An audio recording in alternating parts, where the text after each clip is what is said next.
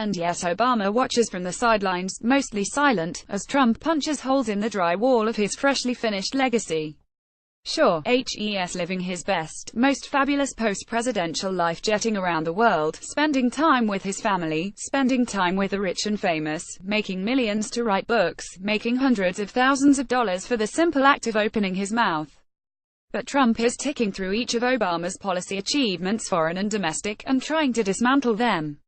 CNN's Chris Cillizza wrote Friday that unraveling what Obama wrought seems to motivate just about everything Trump has done as president.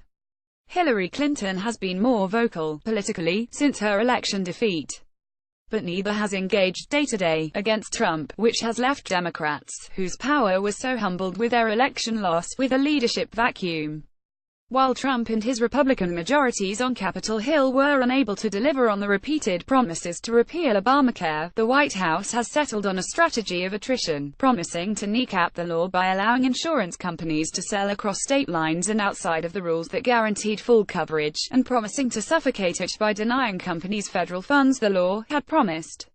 That's got to be the most difficult one for Obama to take, but Trump's actions this week to jeopardize the Iran nuclear deal must be similarly galling.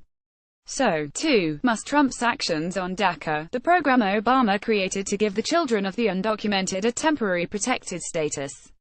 The Paris Climate Agreement. The list goes on. When they leave office, recent presidents like to disembody from their political selves and join in projects of do-gooderism on a transcendental plane that hovers somewhere above the political fray.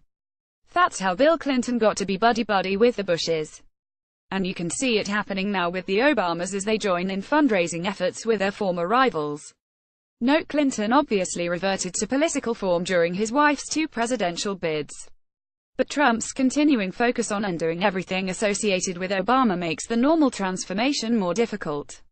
Obama has issued several written statements and Facebook posts with increasing regularity as Trump and Republicans have directly aimed at his legacy, one defending the Affordable Care Act as Republicans sought, unsuccessfully, to repeal it.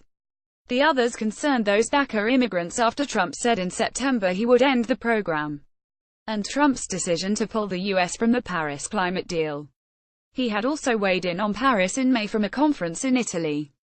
He also talked about the healthcare law while accepting an award in May and gave a very political, but non-specific remarks during a September appearance at a Bill and Melinda Gates Foundation in New York.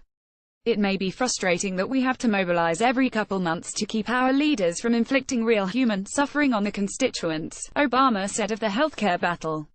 But typically, that's how progress is won. Why isn't he jumping up and down to defend his legacy and criticizing Trump at every turn? In his final news conference as president, back in January, Obama made clear he would not weigh in on the day-to-day political back-and-forth, but would if core values were threatened. Here's that a portion of the passage, in answer to a question about when and how he would weigh in. It's worth reading, and boy, you forget how long his answers were. I'm still a citizen.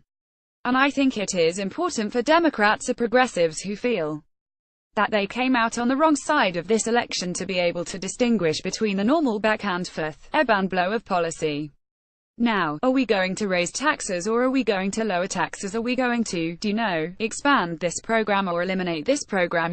How concerned are we about air pollution or climate change? Those are all normal parts of the debate. And as I've said before, in a democracy, sometimes you're going to win on those issues and sometimes you're going to lose. I'm confident about the rightness of my positions on a lot of these points, but we've got a new president and a Congress that are going to make their same determinations. And there will be a back-and-forth in Congress around those issues. And you guys will report on all that.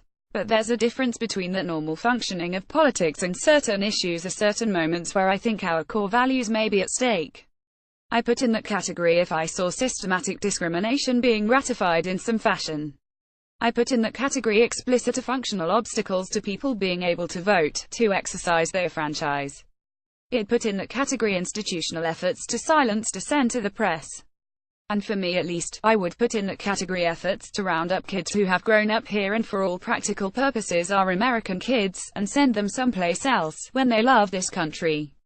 They are our kids' friends and their classmates, and are now entering into community colleges or in some cases serving in our military. That the notion that we would just arbitrarily, because of politics, punish those kids when they didn't do anything wrong themselves, I think would be something that would merit me speaking out.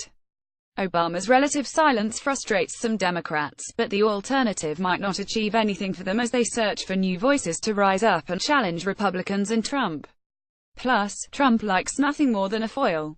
If Obama were to grab the mic and defend his legacy in a full-throated way, it would only work to give Trump an enemy to attack and rile up his supporters.